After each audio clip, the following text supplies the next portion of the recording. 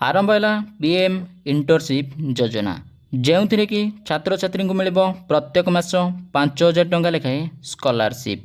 तेबे योजना टी कौन क्यों माने आवेदन करें तासह कौन रही यार वेबसाइट जहाँ विषय मु डिटेल्स आपको जनइबी जानापी भिडटी को निहाती भाव शेष पर्यटन देखूँ ताहले जाई पूरा इनफॉरमेशन पाइपर।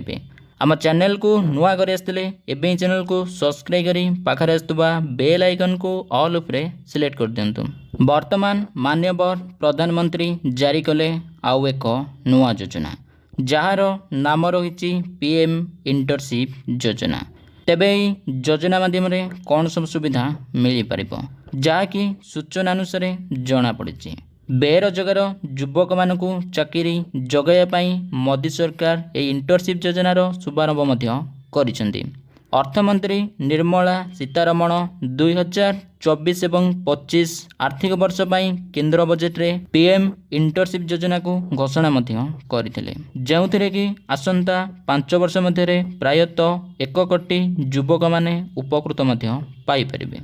एही कार्यक्रम इंटर्नशिप मानक मासिक 5,000 टंकार स्कॉलरशिप मिल पार।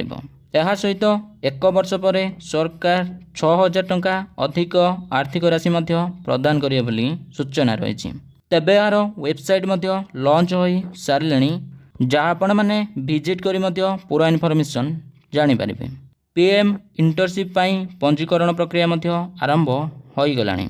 तेबे योजनार मूल उद्देश्य होउची उपलब्ध पदवी स्वयंचालित भाव 2 गुण आवेदनकारी को चयन करवा जहाँकि आवेदनकारी को एक फॉर्म पूरण करिया पड़िबो जेउथिरे सेमानंकर आग्रह एवं कौशल विषय इनफॉरमेशन देबाक पड़िबो। तेबे प्रत्येक इंटर्नशिप मानक प्रति मास 5,000 टंका लेखाएं स्कॉलरशिप मिल पारिबो। सेथि मध्यरु 4,500 टंका सरकार एवं 500 टंका कंपनी प्रदान करियो बोली सूचना रही। तेबे एथिमध्यरु आवेदनकारी जणे 10वीं पास करिथिबा आवश्यक एवं बयस 21 ରୁ 24 वर्ष मध्य होइथिबा आवश्यक।